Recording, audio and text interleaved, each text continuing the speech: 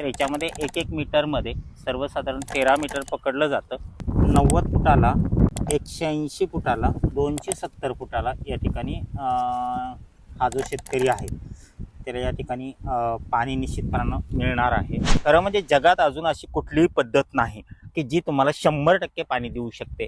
काहीतरी बाकीचे लोक काय पानाडी सांगतात 100% पाणी लागेल, इतकं लागेल, तसं काय नाही. त्या शेतकऱ्याच्या शेतात पाणी असेल तरच आम्ही यस सांगतो, नसेल तर नाही सांगतो.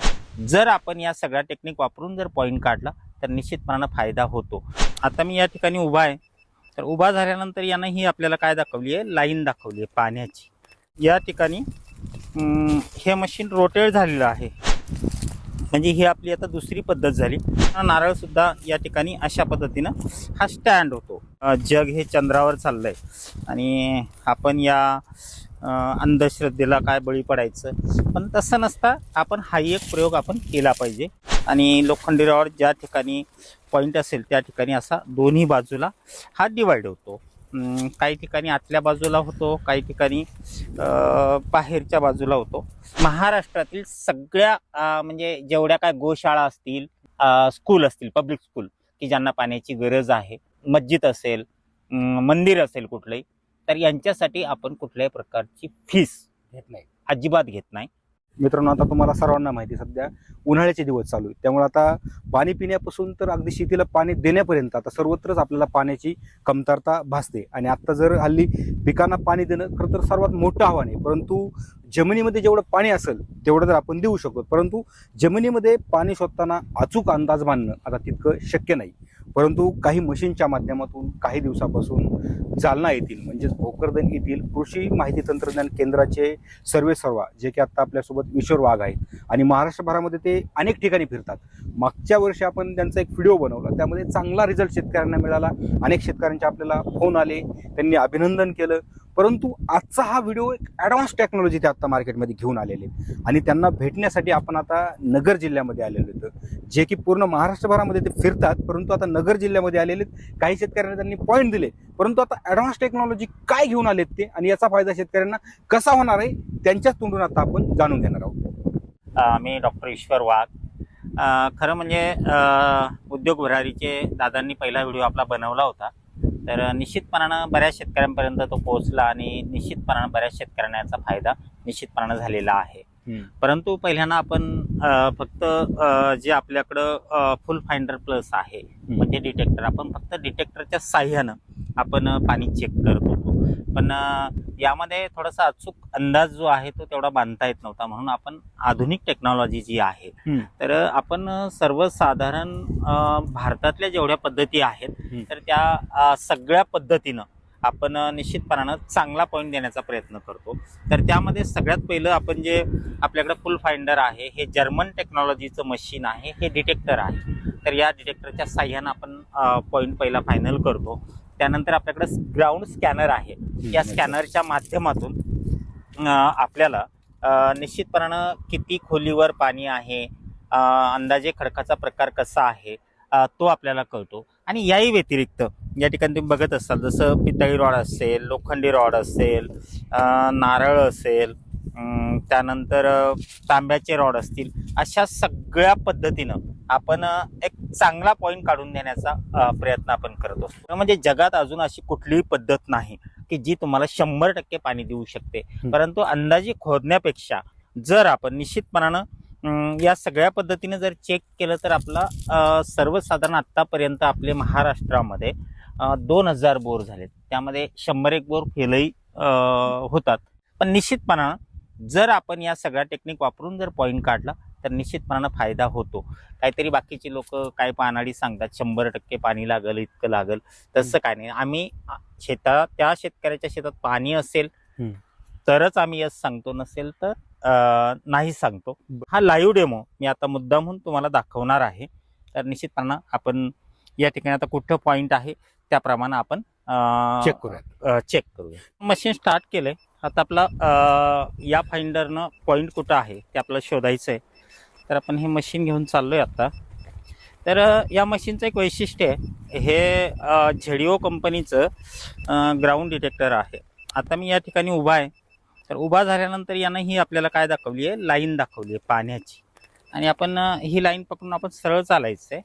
आणि निश्चितपणानं ज्या ठिकाणी पॉईंट आहे त्या ठिकाणी ही मशीन ॲटोमॅटिक 90 डिग्रीमध्ये टर्न होती.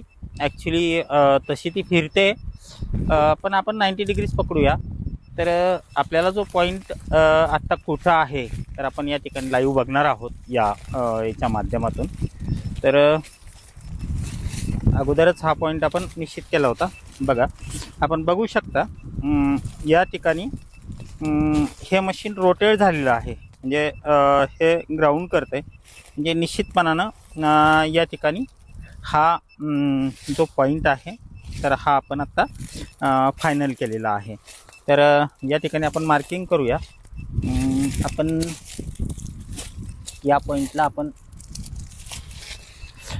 एक्झिट केलं. आता ही झाली आपली सर्वसाधारण डिटेक्टरचं या ठिकाणी आपलं काम संपलेलं आहे. आणि ज्या अदर थेरपी आहेत त्या पण आपण या ठिकाणी बघणार आहोत, की जसं हे पितळी रॉड आहेत, की बरीच पानाडी या पितळी रॉडच्या साह्यानं ह्याला डाउजिंग सिस्टम म्हणतात. तर या पद्धतीनं आपण बघू शकता की हा पॉईंट आहे, या पॉईंटवर हे डिवाईड होतात. खरं म्हणजे याला काही शास्त्रीय असं काही मोठं आधार आहे असं मला तरी वाटत नाही. कारण कृषी माहिती तंत्रज्ञान केंद्र अंधश्रद्धा या गोष्टीला काय मानत नाही. पण तरीसुद्धा एक शेतकऱ्यांची इच्छा असते, म्हणून आपण या पद्धतीला सुद्धा थोडासा आधार देतो. तर बघू शकता की या ठिकाणी जर आपण हा रॉड आपण बघत असाल, म्हणजे ही आपली आता दुसरी पद्धत झाली. त्यानंतर जी आपली चौथी पद्धत या ठिकाणी वापरतो तर ती आहे नारळाची. तर नारळ या पद्धतीनं ज्या काय लाईन असतील, आता उदाहरणार्थ ही लाईन आहे, ही लाईन आहे, ही लाईन आहे किंवा ही लाईन आहे. तर या लाईनवर उदाहरणार्थ अनेक शेतकऱ्यांनी नारळावर वगैरे अनेक पानाडी बघतात. शेवटी त्या पानाड्याचा काय अभ्यास हे माहीत नाही मला, पण निश्चितपणानं नारळसुद्धा या ठिकाणी अशा पद्धतीनं हा स्टँड होतो. परंतु नारळाला महत्त्व आपण देतोच, पण त्यापेक्षा आपण जी टेक्नॉलॉजी आहे, जे नवीन तंत्रज्ञान आहे, कारण आपण आता जग हे चंद्रावर चाललं आहे आणि आपण या अंधश्रद्धेला काय बळी पडायचं. पण तसं नसता आपण हा एक प्रयोग आपण केला पाहिजे या उद्देशानं. आपण नारळानं पण करतो, पण नारळापेक्षा जी सगळ्यात चांगली मेथड आहे तर ती निश्चितपणानं या ठिकाणी आपण बघणार आहोत. ती म्हणजे तसंच लोखंडी रॉडमध्ये पण अनेक जे पानाडी पाणी बघतात तर ते असे लोखंडी रॉड सरळ घेऊन चालतात. आणि लोखंडी रॉड ज्या ठिकाणी पॉईंट असेल त्या ठिकाणी असा दोन्ही बाजूला हा डिवाईड होतो. काही ठिकाणी आतल्या बाजूला होतो, काही ठिकाणी बाहेरच्या बाजूला होतो. तर आपण बघू शकता ह्या पद्धती जर आपण कॉमनमध्ये येतात, पण यापेक्षा सगळ्यात महत्त्वाचं आपलं जे आहे तर ते स्कॅनर.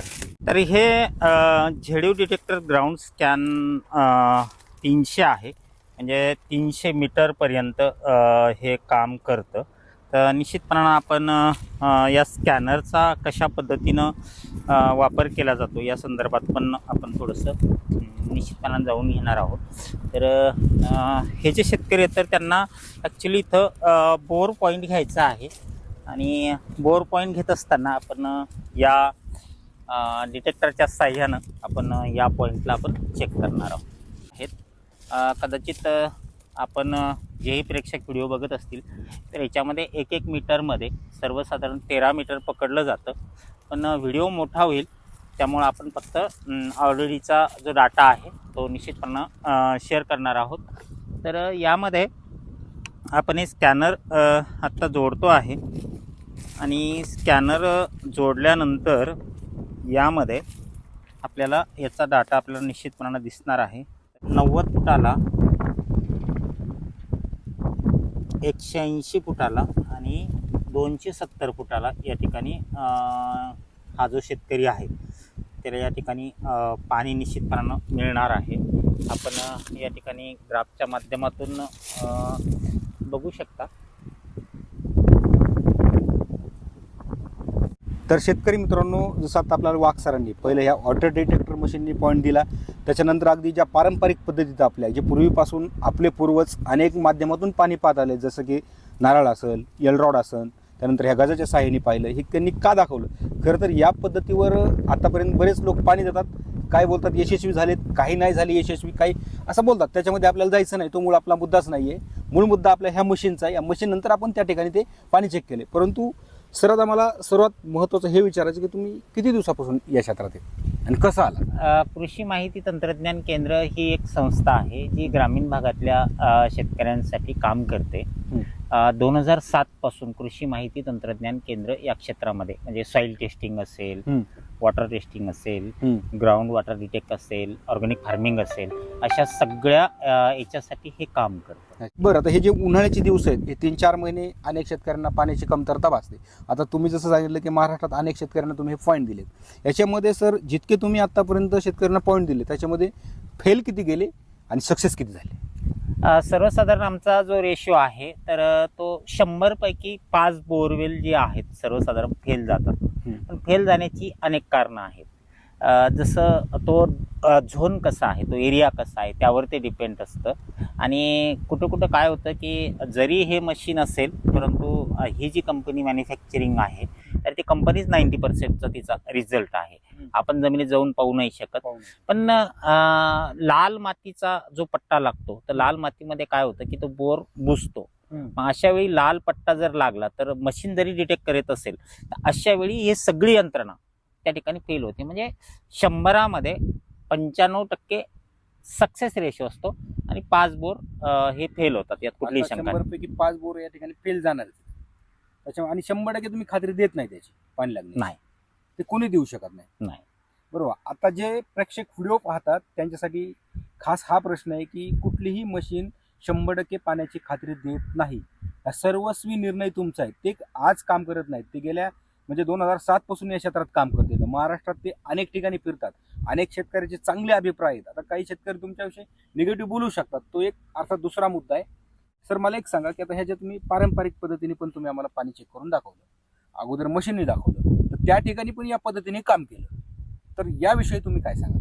याच्यामध्ये कसं आहे, जसं वराहमिरामध्ये म्हणजे एक जुना ग्रंथ आहे, त्या ग्रंथामध्ये दकालगत नावाचा एक ग्रंथ आहे. त्या ग्रंथामध्ये पारंपरिक पद्धती, जसं आपट्याचं झाड असेल, वारुळ असेल, किंवा पळसाचं झाड असेल, बोरीचं झाड असेल, तर अशाच्या आजूबाजूला 3 पुरुषावर पाणी मिळतं, 4 पुरुषावर पाणी मिळतं. पुरुष म्हणजे जुन्या काळामध्ये एक पुरुषाची हाईट म्हणजे एका माणसाची हाईट 7 फूट असायची, म्हणून त्याला पुरुष म्हटलं जायचं. म्हणजे 7 पुरुष विहीर केली, 3 पुरुष विहीर केली, बरोबर. तर काय झाले, आता जमिनीत पातळी खोल गेली, पाण्याचा उपसा भयानक झाला. त्या काळात विहिरी कमी होत्या, म्हणून आता बोरवेलची संख्या इथनं पूर्ण भयानक वाढणार, विहिरीची संख्या आता इथून पुढे कमी होणार आहे. लक्षात आलं. मग आता त्या पद्धतीला तेवढा टिकाव राहतो असं मला वाटत नाही. ती पद्धत खोटी नाही. अर्थात पाण्याची पातळी खोल गेल्यामुळे त्या पद्धती आता तितक्या चालत नाही किंवा तितक्या त्यात विश्वास नाही. विश्वास नाही म्हणजे पाण्याची पातळीच खोल गेली आहे आणि तेवढी विहीर करण्याची क्षमता आता राहिली नाही.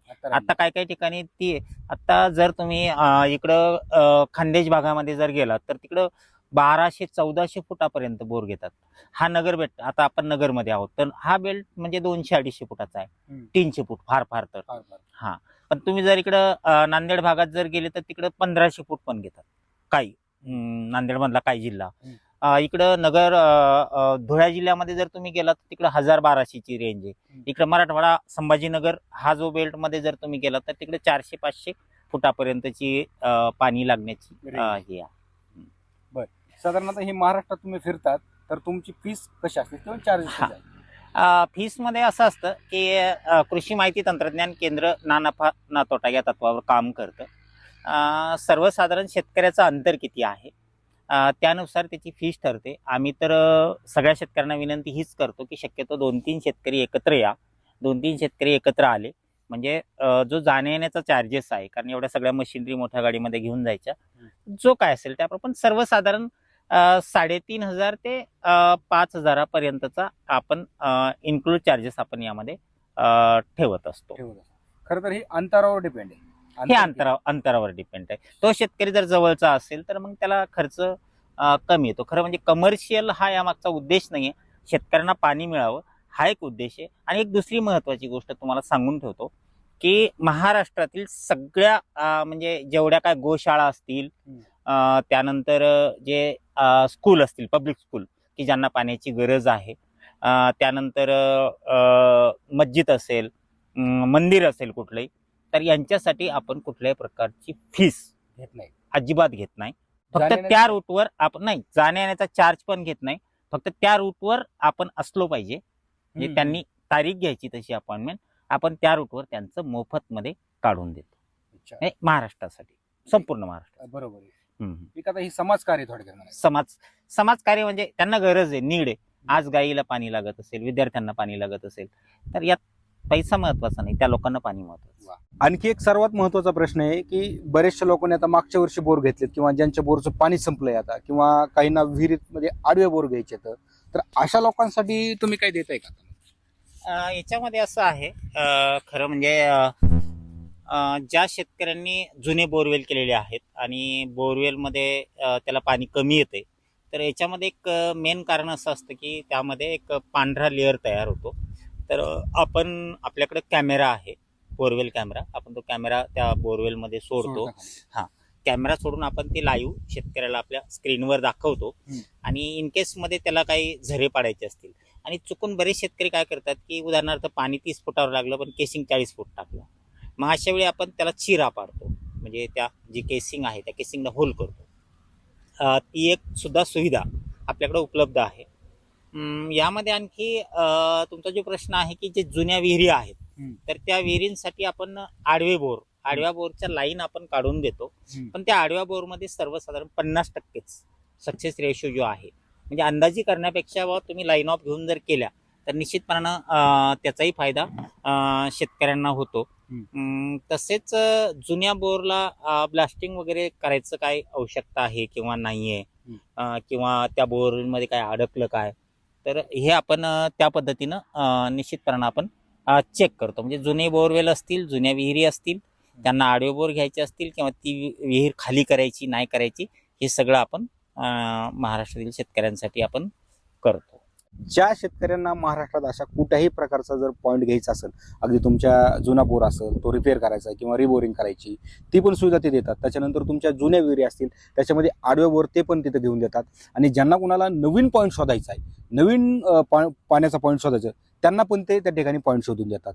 तर अशा सर्व शेतकऱ्यांसाठी आपण स्क्रीनवरती नंबर दिलेला आहे, डिस्क्रिप्शनमध्ये नंबर दिलेला आहे, त्यांना तुम्ही फोन करू शकतात. आणि आपल्या गावात, खेड्यात जिथे कुठे तुम्हाला पॉईंट हवं त्या ठिकाणी ते लाईव्ह पॉईंट तुम्हाला ते देतात. तर थांबूयात मित्रांनो इथेच.